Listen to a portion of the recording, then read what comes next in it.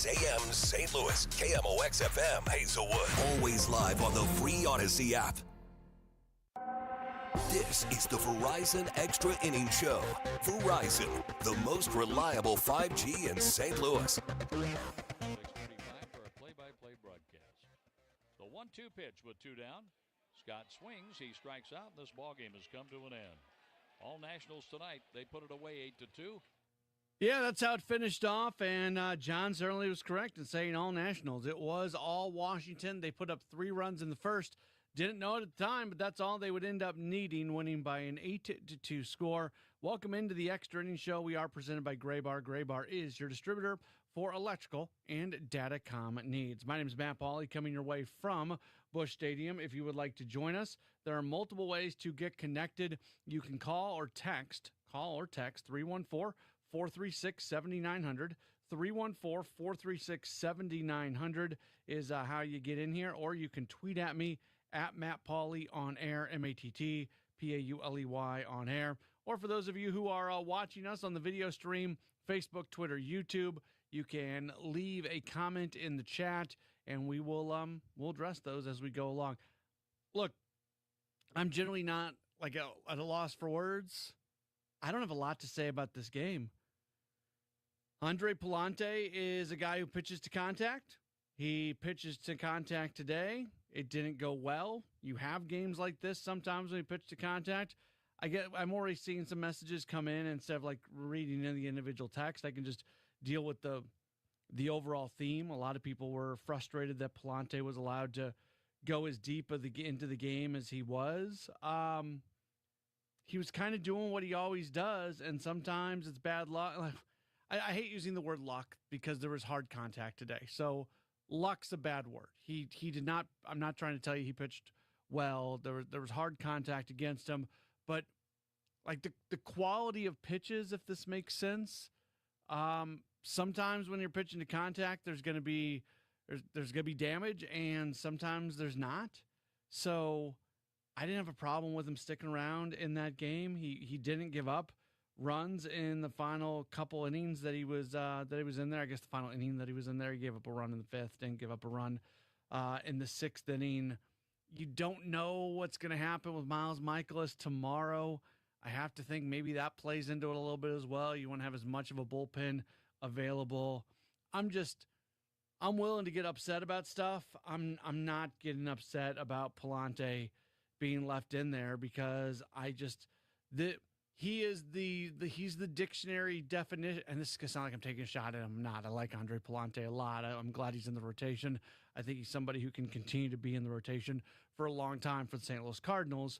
But you have to be accepting of the fact that when you have pitch to contact guys, sometimes it's going to just go like this. That's the cost of having these kind of guys. And now when you've got a rotation filled with guys who can get swing and miss, and you've just got a guy or two that pitches to a lot of contact, it feels a little bit different. But because the Cardinals have so little swing and miss in their rotation, it just kind of adds to the situation that they've got right now. So Pallante had 3 really good games coming into this one today. He didn't do a thing today that makes me feel less confident about him moving forward. I think he can just turn back into who he was before. And I think that you just have to remember, when you have guys who pitch to contact, occasionally it's just going to go badly. And I want to be clear. I'm not sitting here telling you he got, soft contacted to death or it was bad. It was just luck that got it. That's not the point that I'm making. The point that I'm making is the pitch to contact didn't work tonight. And that's where that's kind of where I'm at on him. Offensively, tough night. Another tough night against a left-hander. They got to get better at this. Now, it's going to help when Ivan Herrera is back in the lineup. It's going to help when Nolan Arenado's maybe a little bit more healthy. I know he's back in there today. Didn't look especially good. He went 0 for 4. But Ali said it in his postgame. He said the issues with left-handers are real. And when I talked to him in the pregame interview today, I asked him, what do you do? And he jokingly said, you pray. This is right now, this team is just not hitting lefties. And they haven't been great against lefties all year long, but the severe, the extreme, whatever's going on right now is kind of a new thing. They were above 500 against lefties, I believe, and then they faced those back-to-back lefties against the Cubs here in that 4-game series when they faced Boyd and Imanaga, and they faced Abbott before that against Cincinnati, and those are all really good lefties. So you kind of left that open for, okay, well, those are just really good lefties. What are you going to do against some more pedestrian left-handers? And the guy tonight, Mackenzie Gore, he is not a pedestrian left-hander. He's a dude. He's a heck of a pitcher. But he's a guy that the Cardinals have had some success against. They did not have success against them tonight, and that's where they're at. And you kind of move forward. I know part of my job is to come and do this show every night and have some answers for you. I don't know what the answers are. Palante pitches to contact, and he got hurt tonight doing that. The team's not hitting lefties. They didn't hit lefties again tonight. So that's where that's kind of where we're at. If you want to chime in, you can do so. 314-436-7900. 314-436-7900. That's a call or text. You can also tweet at me at Matt Pauley on air, MattPauley on air. From 573 said tough loss. Palante just didn't have it tonight. Go get the series tomorrow. From Teresa talking about the offense is lacking. Yeah, I think sometimes we get focused in on the pitching, and I'm not trying to make excuses for anybody here. Palante did not pitch well tonight. The numbers are what the numbers are. He gave up 7 runs on 8 hits. Like, that's not there's no scenario where that's a good night. But the fact that the team cannot score runs is an issue as well, and that is something that's going on right now. And you would certainly like it to be a little bit better, and try to have some success here on this final week. This is a really important week for this team with some winnable games. If you can win tomorrow, you take 2 out of 3 from the Nationals. Then the Atlanta Braves come in.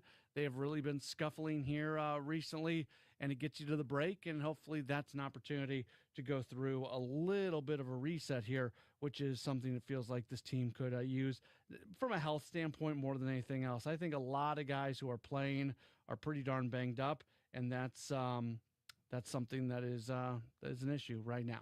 314-436-7900, 314-436-7900. That's how you call. That's how you text. You can tweet at me at Matt Pauley on air, MattPauley on air. We're starting to get some more video comments in. We'll get to those, and we'll go through a few other things as well.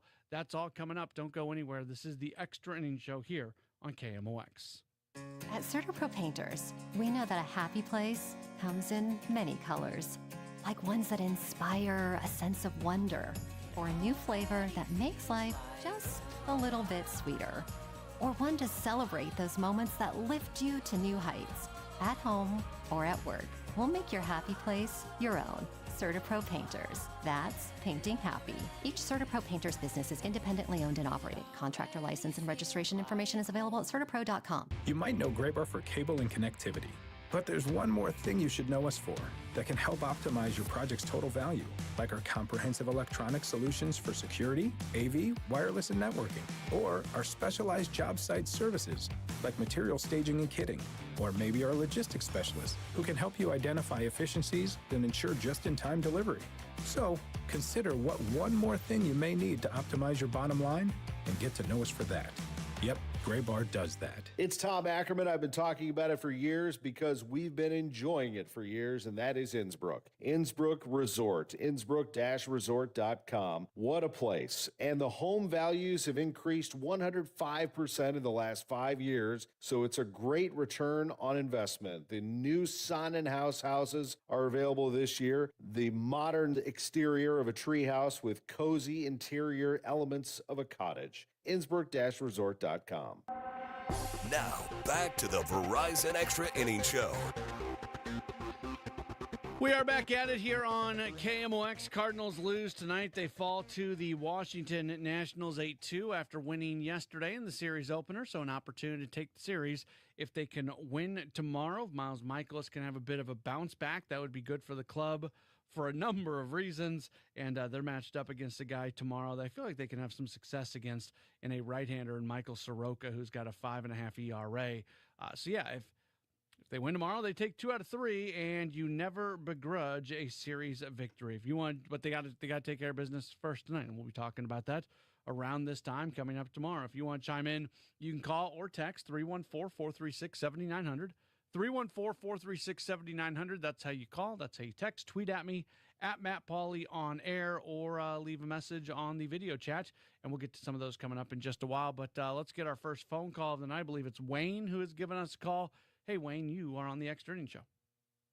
Hi, Matt. You've used the term pitch to contact quite a bit tonight regarding our pitcher, and I don't quite understand that strategy and what that actually means, because is that a strategy that is established by the pitcher by his style, or by the coach who tells him to pitch in a certain way? My thought was that he would pitch. Can I stop you right there? I'm not going to hang up. Sure. We'll have a conversation, but just to answer that part of the question, it is 100% to do with the pitcher's repertoire. Andre Palante does not really have the repertoire that allows him to get a lot of swing and miss. Occasionally, he'll get a lot of swing and miss in a game, and honestly, it's just kind of random and fluky. He is really the only guy in the rotation that has stuff that can really get you swing and miss is Sonny Gray. And in the bullpen, you've got Ryan Helsley, but there's not a lot of pitchers on this staff, Wayne, where they have the type of pitches where they have the ability to strike a bunch of guys out. I totally understand now. Thank you. That makes it perfectly clear. Okay. Yeah. Thank you. I promise you, if Oliver Marmol could, I'm not talking about like the guys individually, so take like the personal feelings about any of these people out, but if he could like remove the pitching profiles of every pitcher that he has basically right now and replace them with guys who give you swing and miss, he would do it. He would do it. Like that's how you win. And I know there are a group of people out there that disagree with what I just said, that they feel like pitch to contact is still something that really should be done. And you can have success with it. I mean, look at what Andre Palante did his last 3 starts before today. I'm not saying you don't have success with it. I'm saying the more secure path.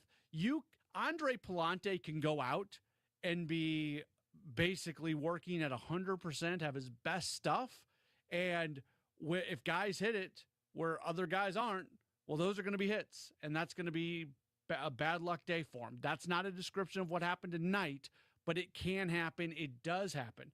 If you're somebody who strikes a lot of guys out, unless your catcher is just, pass ball after pass ball after pass ball, you're fine. You got strikeouts. So that's what, trust me, I am very sure I can speak for Oliver. Generally, I would not speak for Oliver Marmol. He can speak for himself, but I can speak for him on this one. If he could have more swing and miss on this pitching staff, he absolutely would have more swing and miss on this staff without a doubt, but they don't. And by the way, that's where some of the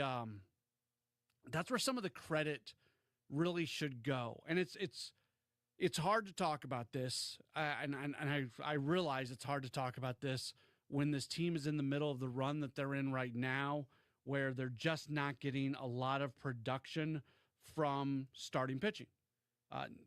40% of the rotation right now is performing at a below replacement level performance level in Eric Fetty and Miles Michaelis. And then you have a night like tonight with Andre Palante, and Derek Gould tweeted this out about an hour ago, said Cardinal starters have allowed at least 6 runs in 5 of the last 13 games. So I understand that saying what I'm about to say when Cardinals pitching is not performing at a high level, it sounds a little funky. But this area, the fact that the Cardinals have so little swing and miss, and that they have gotten the production that they have from pitching this year, it is a credit to the coaching staff that they have been able to put guys in position and game plan and do everything that you need to do to get even the amount of success that they've had. Again, I realize how funny this sounds because Cardinals pitching is not doing what you want them to do right now, but based off the profile of these players, I would argue that Cardinals pitching has actually overachieved this year. They need to get back to that now. Let's go through some of the messages that have come in. Matt mentions the fact that Plesac and Taylor both struggled tonight in Memphis as the lack of rotation depth is staggering. Yeah, that's why they've done what they've done, and that's why you talk about runway. Miles Mikolas and Eric Fetty were not the profile of players that were being discussed when runway was being talked about, but they are receiving more runway than just about anybody because of the lack of pitching depth. I don't think Eric Fetty is going to make his start on Saturday. I think it's going to be Michael McGreevy. Every day that goes by, every minute that goes by that's not announced, I get a little less confident of it. I don't totally know why. I would assume a decision has been made on what they're going to do on Saturday. I would just rather them tell us as opposed to us talking about it every single day. I don't think it's fruitful for us to sit here and be talking on this show and talking on every other show every single day. How is Eric Fetty going to make his next start? Let's just find out. So I would probably very respectfully disagree with some of the communication strategy that's going on right now. I would just rather them say what's going to go on. But it's their choice to do what they want. And at some point, they're going to tell us what's happening on Saturday. Justine, excuse me. Justine always comes in here. I almost always say Justin every time. There's an E at the end of the name, so I apologize. Justine there says, which starting pitcher on the Cardinals would you get rid of? So I think the Justine, the way I'm reading your message is that if Michael McGreevy is going to come up and take a spot in the rotation, whose spot is he taking? Right now, I don't think Eric Fetty can make his next start. Let's talk tomorrow after Miles Mikolas goes, because if Mikolas really struggles again tomorrow, I think that's the point where you really start talking about starting to ramp Steven Matz back up into a starter. Now, there's a cost that goes along with that. If you make the decision you're taking Matz out of the bullpen, there's a double cost. Cost number one, you're losing Matz out of the bullpen. He has not been as good out of the bullpen recently as he was for much of the year, but he gave him a scoreless inning yesterday. He's still a guy you can trust down there. So you lose that. That's one part of it. That's maybe the lesser part of it because he's got a pretty big ERA out of the bullpen since June 1st. The other side of it is the cost of if Matz probably throws 45 pitches in his next outing if he was in there as a starter. So that's going to be kind of a bullpen game. Maybe you can get him to 60, 65 the next game after that. Then you get him to 80. So it's going to be 3 starts probably to get him in the neighborhood of 80 in a best case scenario, and 4 starts to get him up 90 past. So you're sacrificing some of your bullpen availability because you're going to have to use guys for that. But if Miles Mikolas really struggles tomorrow, I don't know how he makes his next start. And I think the only answer at that point, assuming that McGreevy's in there for Fetty, at that point I think the only answer is Matz and McGreevy into the bullpen. Quinn Matthews, I don't think he's quite ready. They want more of a track record at AAA and more success at AAA. It's been kind of up and down for him. I know Taylor struggled tonight for Memphis, but his season has been good. He's not going to be any worse than what you've gotten out of Mikolas or Fetty, but that's not the standard that you want. You want somebody who can go out and give you a chance to win. So that's kind of my answer on that one. Let's go to Nick, who has sent in a message saying, I've been saying this for a while. The Cardinals do not have the starting pitching to contend. I know they said they're not going to spend in free agency, but they kind of have to for pitching. Nick, I addressed this a little bit, I think, yesterday or 2 days ago when you said the thing about not spending in free agency. They're going to spend in free agency again. This is not like a organizational shift that the offseason that they just had is going to be the offseason that they have forever and ever. This wasn't the year they were going to spend in free agency. I don't know what it's going to look like next year, but when this team is back producing talent that can fill most of the roster, they are going to spend, and they're going to spend on impact players. That's the problem. They haven't been spending on impact players. Sonny Gray, they spent on an impact player, but other guys that they've spent on have not been the impact players. Go sign a 1 or a 2 starter. Go sign a power hitting outfielder or a power hitting first baseman. Don't go sign a 4th starter. Don't go sign a 5th outfielder that you got to spend too much money on, or a guy that maybe you give a starting outfield spot but really isn't a starting outfielder. Like, that's what I'm talking about. you have to produce the back half of the roster from your own system, and then you're not spending money on that because it's cost controlled, and then you can go spend money on others. Now, I do think the Cardinal. Well, I guess it comes down to our definition of contend. I do think the Cardinals can continue to contend for a playoff spot with a version of their current pitching. It may not include Miles Mikolas and Eric Fetty if those guys can't find something, but I do think that they can continue to contend for a playoff spot.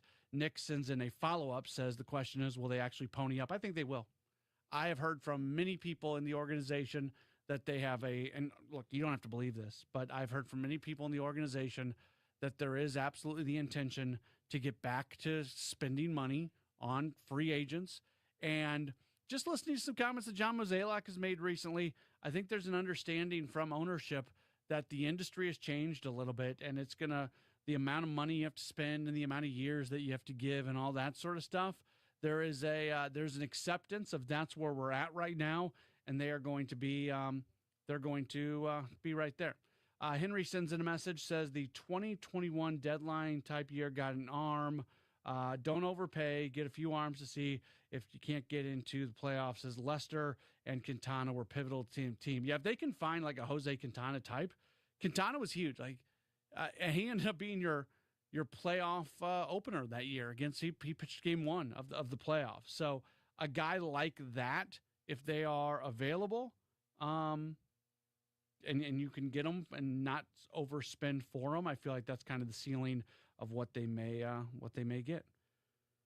Let's see. So text message from the 256 says, with pitchers who pitch to contact, the manager needs to pay close attention to see if they have their best stuff on any given night. If they don't have it, get them out. We addressed this earlier. You may have just joined in, so we'd encourage you to go back and listen to the archive version. You can watch it on any of the social media channels. But Palante, it wasn't that he was good tonight, but it was he got hit. He got hit. But he could have thrown the exact same game that he threw tonight, and if there would have been some luck involved, it would have looked completely different. I guess that's the point that I'm trying to make. This is one where, he did not have his best stuff. I understand that. I'm not trying. That's why I'm having a hard time going through this, because it's not me trying to tell you that, Palante was great and he just got bad luck to death. No, that's not what happened. Palante was not great tonight, but what he did tonight would have been good enough on some nights. It wasn't good enough tonight. Is that a reason to get him out? Like, again, we're arguing about getting him out of this game. They're down 3-0 going in the bottom of the first inning, and they scored 2 runs all game. I was actually, something that kind of startled's the wrong word, but something that I took note of. You know what I love about this team? What I absolutely love about this team? It's the professional, relentless at-bats they always take. What is this team always good for? A little rally in the 9th inning in any game that they're losing, getting 1 or 2 on. Sometimes those guys don't score. Sometimes the first 2 get on, and then all of a sudden the next thing you know, the next 3 guys have been struck out and the game's over. But there's always some sort of activity. Tonight it wasn't that. Tonight it was 1, 2, 3 there in the 9th inning. They didn't have that tonight. And that hasn't I'd have to go back and look, and this would take some time to research, but that's not something that this team has done very often. This team is a team that more often than not has a little bit of rally's the wrong word, because rally insinuates runs being scored. It's not always runs being scored, but they tend to get some activity there at the end of games, and it just didn't happen tonight for them. It just did not happen.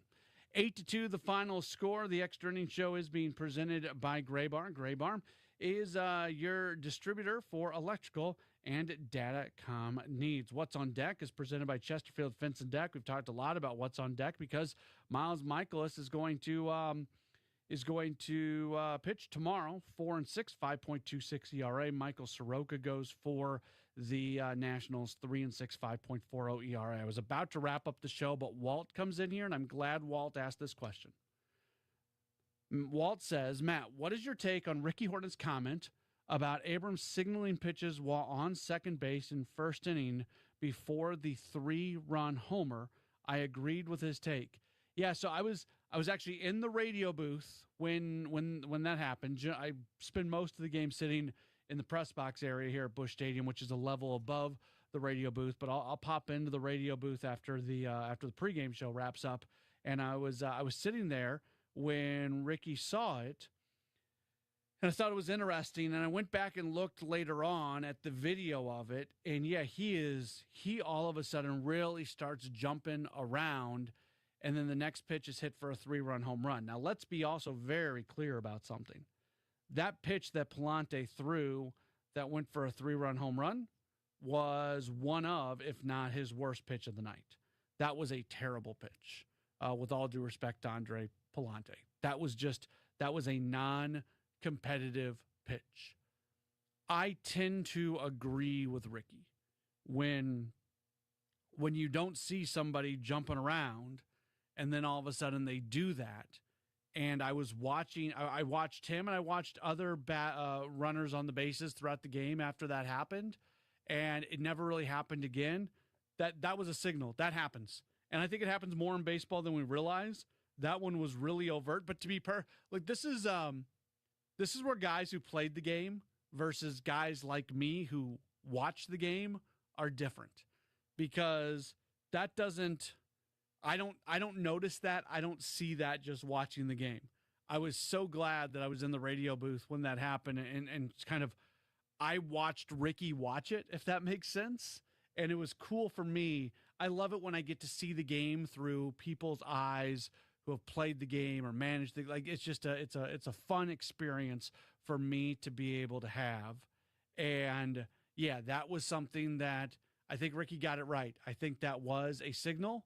I don't know if they needed the signal because the pitch wasn't very good, but it was the signal. Steve comes in and says, stealing pitches from second all the time. Yeah, that is, I think it happens more often than not. The question is, can you be a little subdued about it? Can you be sneaky about it? I think probably every team in baseball has some version of that going on. And it's tougher now with PitchCom, but if you're standing back there at second base and if somebody's tipping pitches, if you can see a grip, if you can see something, and you're able to use that, who knows? There was talk today in the press box about, a lot of guys wear the PitchCom.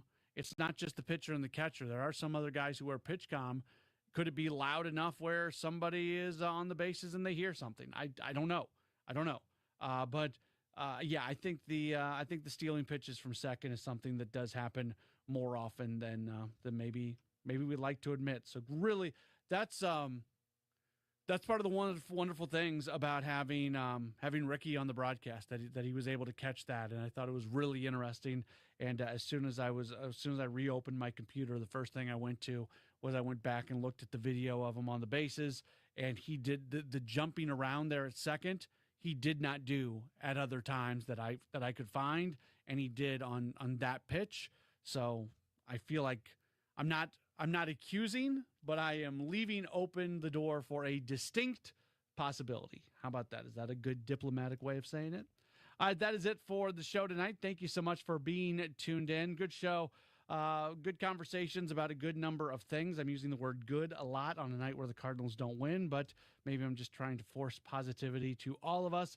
We will talk to you again tomorrow for more Cardinals baseball right here on KMOX. They are